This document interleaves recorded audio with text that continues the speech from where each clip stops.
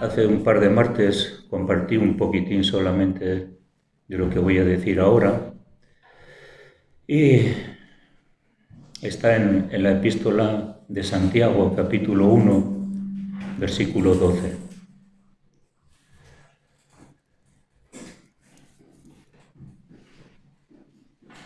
Bien, entonces vamos a leer, que no se nos pierda nada, ¿verdad?, de la palabra de Dios, que todo lo podamos ir digiriéndolo, podamos ir alimentándonos. Bueno, yo sé que no siempre todos los comensales en un banquete, no para todos es lo mismo, o les gusta una cosa u otra. Quizás este mensaje pues igual no es de tu gusto o no es del mío, porque este mensaje lo prediqué el domingo pasado en una iglesia, y este mensaje dije a los hermanos que es para mí. Entonces, hombre, yo lo recibo, pero quizás igual no es de tu agrado, ¿no? Bueno, sea lo que sea, vamos a leer. Dice, soportando las pruebas. Bienaventurado el varón que soporta la tentación, porque cuando haya resistido la prueba, recibirá la corona de vida. Fijaros, el que soporta la tentación. Sabéis que soportar, este local las columnas están soportando el edificio, los cimientos están soportando el edificio.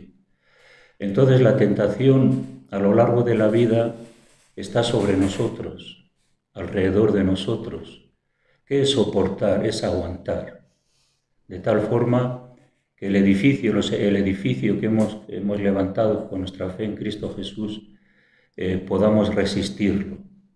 Y después, cuando ha acabado todo, pues entonces Dios nos dará la corona de vida que nos ha prometido.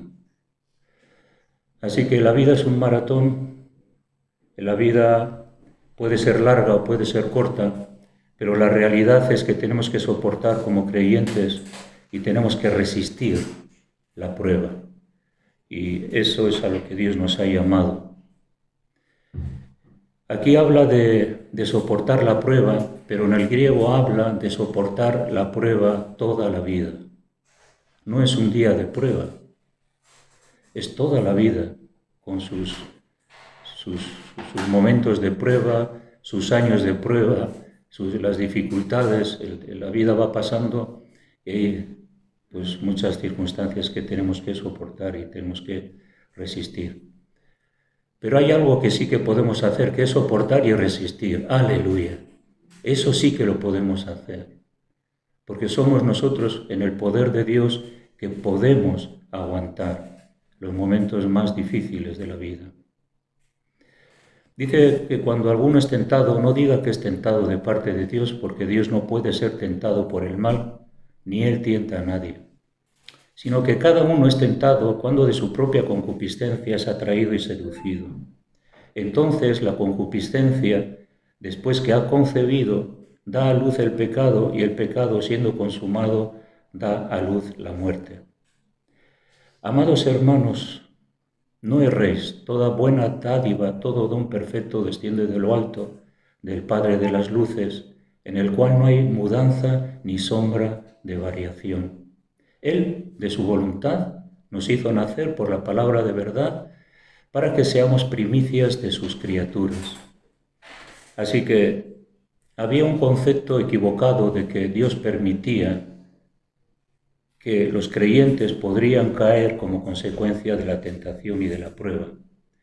Pero Santiago les dice que Dios no puede ser tentado por el mal, ni Él tampoco tienta a nadie. Como diciendo, Dios no te va a tentar. Quizás las pruebas y dificultades que estás pasando es algo que forma parte de la preparación que Dios permite para tu vida, pero que Él no nos tienta para que podamos sucumbir y caer a la tentación. Más bien, les da la referencia que cada uno de su concupiscencia es atraído y seducido. los propios deseos que vienen del hombre, las inclinaciones del corazón. De la abundancia del corazón habla la boca. Pero Jesús dijo que no lo que entra, pues haciendo puros los alimentos, no lo que entra por la boca contamina al hombre, sino lo que sale del corazón. Es lo que contamina. Entonces está dando una enseñanza de que no piensen a los hermanos que iban dirigidos que son tentados por Dios, sino que piensen que son ellos, como consecuencia de la naturaleza caída, vendida al pecado, que puede jugar las pasadas y puede hacer que uno sucumba a la tentación. Dice que todo lo bueno viene de Dios, toda dádiva, todo don perfecto desciende de lo alto, del Padre de las luces. En Él no hay sombra ni cambio de variación. Dios es el mismo, no ha cambiado, es el mismo que bendijo en el Antiguo Testamento a los hijos, el que bendice actualmente a los hijos. Él no ha cambiado, su amor es perfecto, es el Padre de las luces. Él no cambia, nosotros sí que cambiamos. Por eso que aquí dice algo que es importante, que nos hizo nacer por la palabra de verdad. Entonces en el creyente hay un nuevo nacimiento. Ese nuevo nacimiento es el que entra en rivalidad contra los deseos de la carne, y es el que ese poder de Dios en nosotros hace que nosotros podamos vencer. Por eso luego sigue diciendo que ser hacedores de la palabra. Por esto, mis amados hermanos, todo hombre sea pronto para oír, tardo para hablar, tardo para airarse. Porque la ira del hombre no obra la justicia de Dios. Y por lo cual, desechando toda inmundicia y abundancia de malicia, recibid con mansedumbre la palabra implantada, la cual puede salvar vuestras almas. La clave es que seamos hacedores de la palabra, que seamos prontos para oír y tardos para hablar. A veces hablamos demasiado y no escuchamos. Tenemos que escuchar más a Dios y hablar menos para poder hacer la buena voluntad de Dios. La ira del hombre no obra la justicia de Dios. ¿Cuántas veces nos hemos encendido en ira, nos hemos enfadado? ¿Cuántas veces hemos creído que es justo que me enfade, que hable en alto, que me meta con aquel, que me meta con el otro? Pero sin embargo, cuando hablamos en ira, no obra la justicia de Dios, porque la justicia de Dios tiene que ver con la misericordia, el perdón y la reconciliación, no con, como dice el versículo 21, quitando la inmundicia y la abundancia de malicia. O sea que en nuestro corazón también hay una abundancia de malicia. No somos buenos, perfectos. Siempre hay malicia. En el fondo queremos ser manipuladores, queremos decir parte de la verdad. No queremos, ¿no? Hay malicia, pero tenemos que desecharla y tenemos que recibir la palabra implantada, la cual puede salvar nuestras almas. Aquí hay algo que dice el versículo 16, que no erréis. El hecho de no conocer la palabra de Dios hace posible que fallemos, que erremos.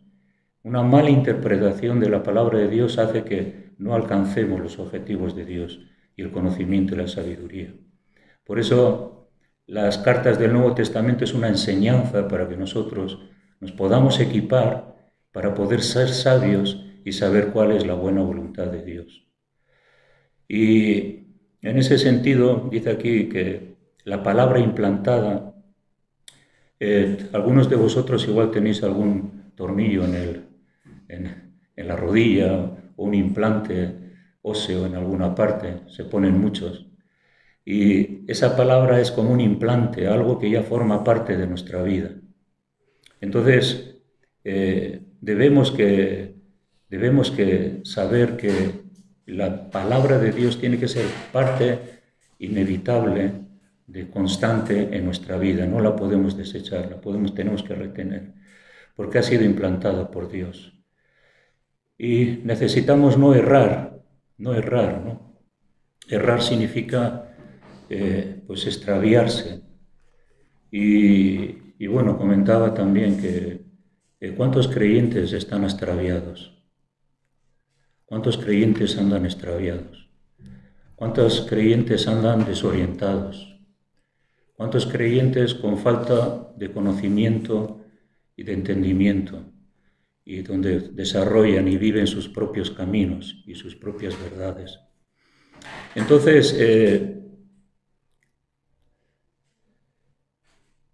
tenemos que darnos cuenta que la vida es larga, las dificultades son muchas, las tentaciones de derivar por un lado, derivar por otro, tomar decisiones de una cosa, de otra, puede hacer que por la falta de sabiduría y de entendimiento puede ser que nos podamos extraviar.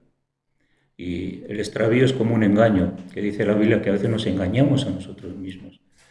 Y luego ahí también en esta misma de Santiago dice que, versículo 23, 1-23, dice: porque si alguno es oidor de la palabra, pero no hacedor de ella, este es semejante al hombre que considera en un espejo su rostro natural, porque él se considera a sí mismo y se va y luego olvida cómo era. ¿Cuántas veces cuando nos reflejamos en la palabra de Dios y vemos tantos fallos en nuestra vida, ¿no? Tantas cosas que corregir, tantas cosas que poner en orden, que llevarlas a los pies del Señor? Pero si decimos mañana, bueno, mañana lo haré, nos olvidamos cómo era, cómo somos, porque la Biblia es el espejo que refleja nuestras deficiencias y nuestras faltas, y pronto tenemos que hacerla, ¿no? Mas el que mira atentamente a la perfecta ley, la de la libertad, y persevera en ella, no siendo oidor olvidadizo, sino hacedor de la obra, este será bienaventurado en lo que hace. Entonces, podemos errar constantemente por la desobediencia, pero podemos también aferrarnos a la palabra de Dios e ir renovando y transformando también nuestra vida. 2 Corintios 4:4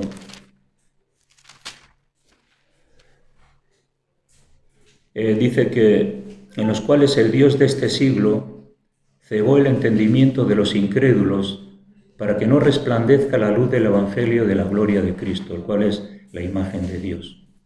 Esto es una tremenda revelación porque los incrédulos están cegados, no están orientados como Dios quisiera para que sus vidas pudieran ser proyectadas en el plan perfecto de Dios. Entonces, la luz del Evangelio les está cegando y dice que es el Dios de este siglo. Entonces, el Dios de este siglo, que es otra de las cosas que tenemos que soportar, son los espíritus, son las mentiras del diablo, las insinuaciones del enemigo, que quieren hacer que nos torzamos, que nos desviemos y que no creamos totalmente, que la gente no crea en el Evangelio y la luz del Evangelio resplandezca en sus corazones. Pues es un engaño. La gente, el mundo, está errando porque no tiene la palabra de Dios. La palabra de Dios es esa luz, es el Padre de las luces, el que quiere guiar al hombre al arrepentimiento y a la salvación de su alma. De tal manera amó Dios al mundo, envió a su Hijo Jesucristo, para que todo aquel que en Él cree. Qué importante tener fe, acercarse a Dios, buscar su luz para salir del error, de los caminos, que seguramente algunos de nosotros nos acordamos dónde estábamos. Estábamos errados en nuestros caminos y gracias a la luz del Evangelio que llegó, abrió nuestros ojos, podemos descubrir nuestros errores, pudimos hacer cambios estructurales de aspectos de hábitos y de horarios y de cosas para seguir el camino de la luz, el camino de la salvación. Proverbios 12:26 dice que el camino de los impíos les hace errar. Los impíos, los que no tienen a Dios, los que no tienen el mapa de carreteras, que no tienen el GPS para llegar al lugar que Dios quiere que el hombre llegue, pues hierran en sus propios caminos. Y Jesús, ¿os acordáis que dijo en Mateo 22:29 que erráis ignorando las Escrituras y el poder de Dios? Eso se los dijo a los judíos. Estaban errando en las Escrituras porque tenían un concepto de Jesús totalmente diferente. ¿Cuántos conceptos hay hoy en día ¿Y cuántos movimientos espirituales hay hoy en día que tienen conceptos de Jesús equivocados? Porque no tienen la palabra de Dios o porque tienen una mala interpretación de esa palabra y total, al final eso les hace errar. Pero nosotros no debemos de errar, no debemos de ignorar las Escrituras. Tenemos que estudiarlas, tenemos que amarlas, tenemos que implantar en nuestro corazón esa palabra para que nos ayude a recorrer el camino que tenemos por delante. En alguna ocasión, posiblemente algunos de nosotros hemos tenido que decir a Dios, bueno, Dios, estoy en un momento en el que necesito realmente dirección tuya, necesito tu sabiduría, tu gracia para determinar realmente por dónde voy a ir. Porque sabéis que la palabra error es el abandono de un camino que había sido provisto por Dios para ti, y el abandono de ese camino hace que la buena voluntad de Dios no se cumpla en nuestra vida. Entonces no tenemos que errar, tenemos que decir a Dios, Dios, háblame, muéstrame el camino. ¿Cuántos momentos críticos en que la palabra de Dios ha venido a nuestra vida y nos ha demostrado el camino que tenemos que seguir? Y decimos, Eureka, este es el camino. Y aunque sea difícil, podemos proseguir y seguir hacia adelante en él. Así que tampoco tenemos que ignorar no solamente las Escrituras, sino no podemos ignorar el poder de Dios. Los discípulos le dijeron al Señor, aumenta nuestra fe, porque sabían que su fe no era como la de su maestro, ¿no? Entonces, hermano, nosotros necesitamos que el Señor aumente nuestra fe para creer en el poder de Dios. Aleluya. Necesitamos el poder de Dios. No tenemos que ignorar que Dios es un Dios de poder. No tenemos que limitar a Dios en su poder. Tenemos que creer que para Dios no hay nada imposible y tenemos que pelear la batalla. Y a veces tenemos que asir de ese poder, el poder de Dios, para soportar la prueba, la dificultad, la angustia, la desesperanza, las interrogaciones de la vida. Recibir ese poder para poder seguir hacia adelante. En Santiago hay un versículo que dice, Santiago 5, 5:20.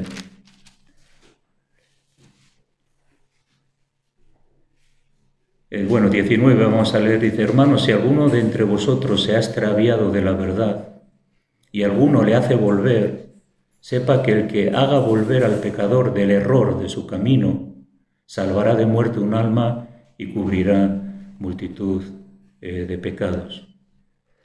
El error de su camino.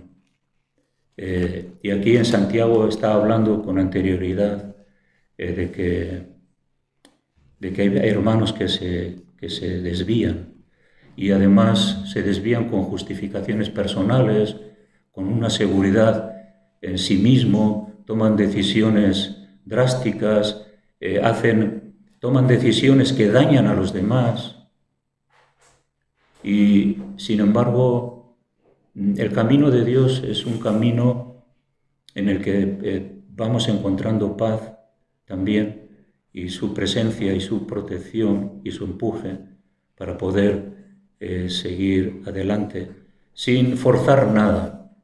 No tenemos que forzar algo para acoplarlo a nuestros deseos y decir esto es bueno para mí, porque nos estamos engañando, eso es el error, engaño. Que en realidad la palabra pecado en griego es amartía, y significa que yo hierro el blanco. No sé si a veces habéis tirado con arco y apuntáis a una diana y lanzáis la flecha, pero no dais en el centro. ¿Por qué? Porque o no has apuntado bien, o no la tienes equilibrada y pensabas que ibas a dar y no das. Por eso, desde el comienzo de nuestra vida cristiana y constantemente en nuestra vida cristiana, tenemos que verificar nuestra vida espiritual. Tenemos que verificar nuestra vida espiritual. ¿Por qué? Porque hay muchos días que tengo que vivir, hay muchas etapas en mi vida y si comienzo mal, pues al final tendré que rectificar y reconocer que hay algo que no es correcto. Por lo tanto, no llegar a aspectos que no queremos en nuestra vida, ¿no? 1 Corintios capítulo 6, 2 Corintios capítulo 6, versículo 14. Dice, esto es un error también para las personas que son creyentes y a veces ignoran esta verdad de la palabra de Dios y no la hacen caso y luego se dan cuenta que han cometido un error y que su vida no les da mucho sentido. Todo es cambiable, todo es rectificable y Dios tiene misericordia y nos puede ayudar aún en nuestros errores. Pero nos podemos librar de ellos si somos sabios también, ¿no?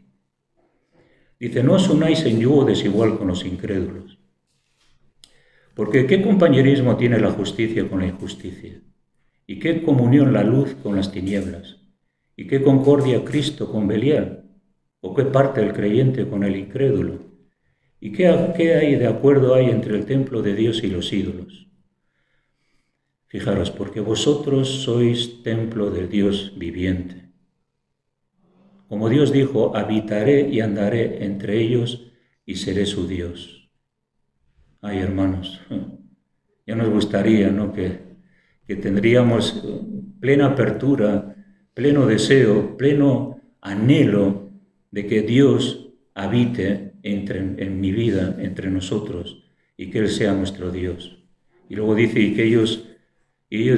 dice Dios, y ellos serán mi pueblo. Por lo cual, salid de en medio de ellos y apartaos, dice el Señor, y no toquéis lo inmundo, y yo os recibiré. Hay unas características de responsabilidad. Jesús dijo que no quiero que los quites del mundo, sino que los guardes del mal. Estamos en un mundo impío, estamos bajo la opresión, bajo la tentación, bajo aspectos que somos vulnerables, a no ser que Dios nos ayude frente a nuestras propias concupiscencias y deseos. Pero dice apartaos, no es un apartarse como una anacoreta que se va al monte, se aparta, se va allí. Una vez visité a una anacoreta allí en Burgos que decía que era creyente, madre mía, salí de allí asustado. Se fue allí a apartarse no sé de qué. Pero que es apartarse de nuestro espíritu, de no contaminar nuestro espíritu, de no contaminar nuestro cuerpo, no contaminar nuestra mente. Dice, apartaos. Dice, no toquéis lo inmundo. Y dice, yo os recibiré. Oh Dios, no toquéis lo inmundo. Y dice Dios que yo te recibiré. ¿Qué cosa mejor que esa? Que el Señor nos reciba como hijos, ¿no? Y estar ahí en su presencia, ¿no? Esa es lo que el Señor nos dice. El yugo desigual, hay hermanos que cometen errores. No quiero decir que cada uno tiene libertad, ¿no? Pero a veces, como dice aquí, cuando dice no os unáis en yugo desigual, no tenemos que asociarnos íntimamente con los incrédulos. Tenemos que vivir entre ellos, claro, tenemos que trabajar con ellos, vamos al peluquero, te cortan el pelo, vas al carnicero, te dan carne, tú tienes que convivir. Pero otra cosa es las asociaciones íntimas, ¿no? A veces negocios que comprometen, o citas amorosas, matrimonio, o amistades íntimas, que en vez de tú atraerles a ti, ellos te quieren atraer a ellos para que participes de sus obras. Entonces, apartarse no es que tú odias a la persona, sino te apartas de lo que la persona te insinúa que tú quieres que hagas. Y entonces ahí es donde tenemos que enfrentar con la decisión en el Señor de poder resistir constantemente los deseos pecaminosos del cuerpo y darle muerte a las obras pecaminosas. Como dice la Biblia, haced morir lo terrenal en vosotros. ¿Quién lo va a hacer morir? Dios nos ha dado el poder, pero nosotros tenemos que hacer morir eso que hay. A veces lo que brota de nuestro corazón. ¿Quién va a hacer morir eso? Soy yo quien tengo que hacerlo morir. De tal forma que deje de tener el poder, la fuerza, la vinculación en la que me haga caer. y es lo que tenemos. Versículo capítulo 7 del 2 Corintios dice,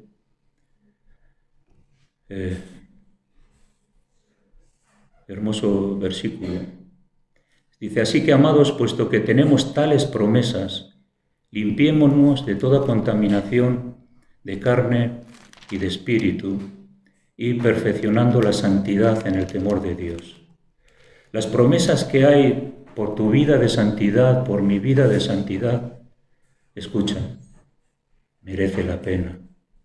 Merece la pena la presencia de Dios. Merece la pena la comunión íntima con el Señor. Tenemos promesas, muchas promesas. Entonces, si queremos esas promesas, tenemos que limpiarnos de toda contaminación. Y aquí hay dos cosas, de carne y de espíritu. Nuestro espíritu también se puede contaminar.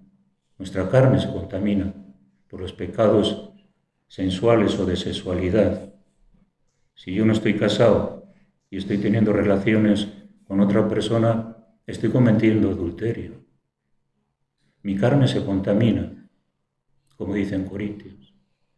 Pero mi espíritu también se puede contaminar cuando doy lugar a otras cosas, aspectos, en que mi espíritu se contamina y eso está ahí, hasta que no eres libre y no te limpias y reconoces tu pecado y te vuelves a Dios, perfeccionando la santidad en el temor de Dios. Así que somos santos por la sangre de Jesucristo, pero tenemos que perfeccionar la santidad. Algo que estaba acordándome, por ejemplo, en Deuteronomio capítulo 7,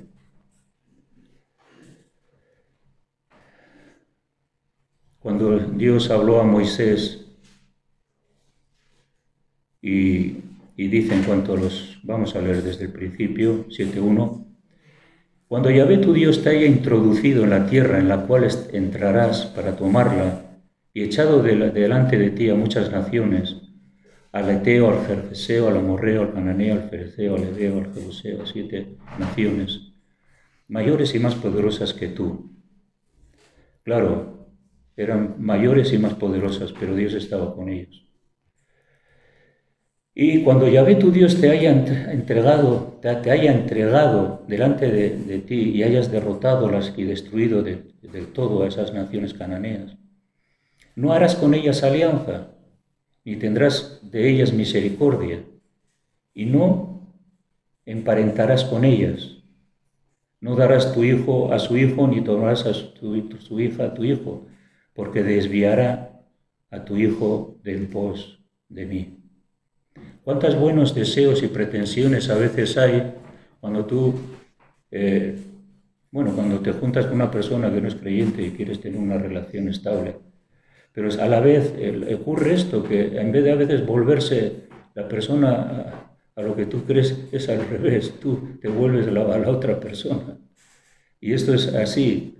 Y necesitamos sabiduría de Dios a la hora de hacer alianzas y buscar comunión con las personas hasta cierto punto. Siempre hay una línea roja, ¿no?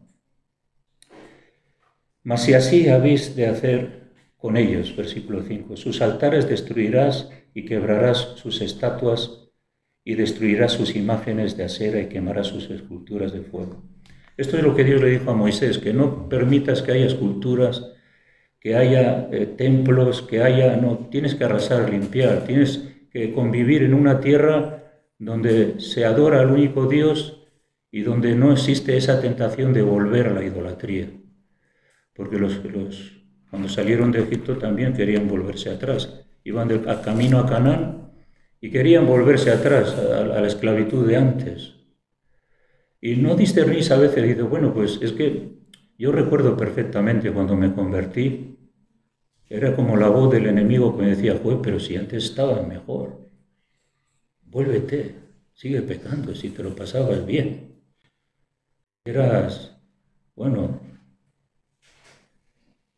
Siempre está la tentación de volvernos y no pelear la batalla contra la idolatría, el pecado, y todos conceptos que el Señor quiere que nos santifiquemos. Pero también pasó con Josué, también lo mismo, ¿no? Por ejemplo, aquí en Josué capítulo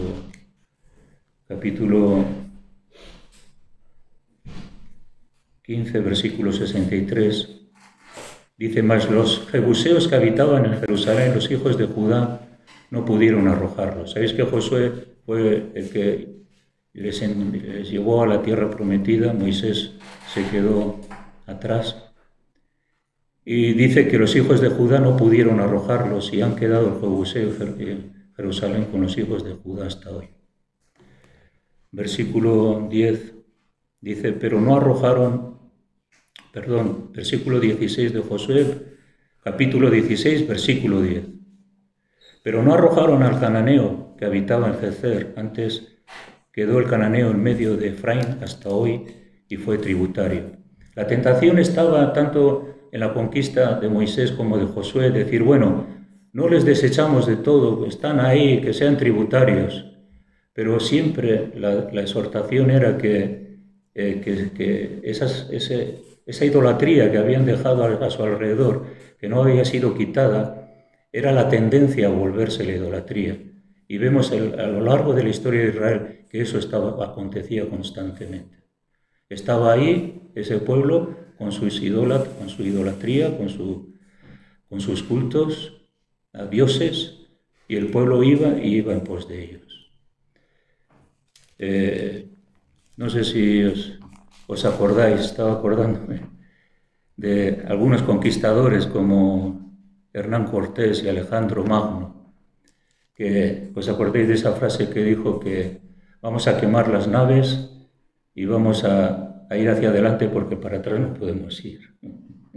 Y se hace alusión también a que Jesús dijo que el que toma el arado y mira hacia atrás, que dice que no es digno de mí. Entonces nosotros hemos abrazado la vida cristiana, la hemos amado, nos hemos entregado. No vuelvas atrás. Es de necios, falta de sabiduría y discernimiento. Es cometer los mismos errores del pasado. ¿Cuánto has sufrido sin Cristo? Un montón. ¿Qué quieres, volver a sufrir otra vez?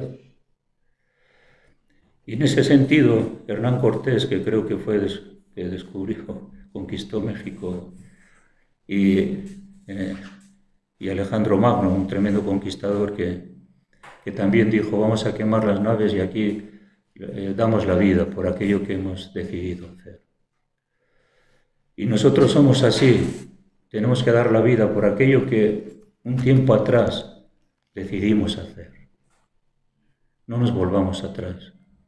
Y volviendo a Santiago, ¿no?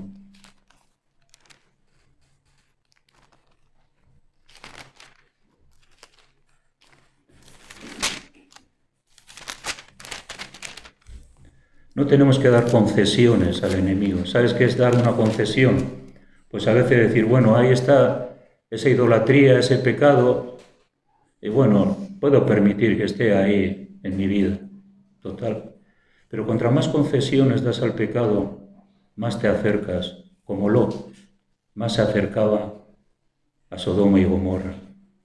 Él decidió, y Abraham le dijo, bueno, tú toma el terreno que quieras, y Lot, como era muy listo, tomó las regiones donde más abundancia había. No donde hay más abundancia es una buena decisión. Hay que discernir el porqué. ¿Qué es lo que realmente persigo, quiero? Y ser leales y sinceros con nosotros mismos para poder decir bien. Y Abraham le dijo, bueno, vete. Pero ¿qué pasa? Que luego Lot se fue acercando a Sodoma y Gomorra. Y conocéis la historia. Si damos concesiones al pecado, nos vamos acercando más a Sodoma y Gomorra y a la autodestrucción. Allí perdió la vida la mujer de Lot. Entonces, no debemos de dar concesiones al pecado. Entonces tenemos que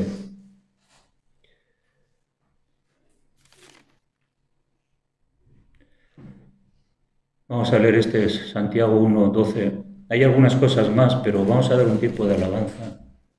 Porque en el Nuevo Testamento también hay versículos clave, y aquellos que lo conocéis un poco, El Nuevo Testamento nos habla de un estilo de vida, de un enfoque de vida, de una actitud y sobre todo de no tocar lo inmundo, el pecado, y mantenerse limpio delante de Dios. Pero ¿qué dice? Bienaventurado el varón que soporta la tentación.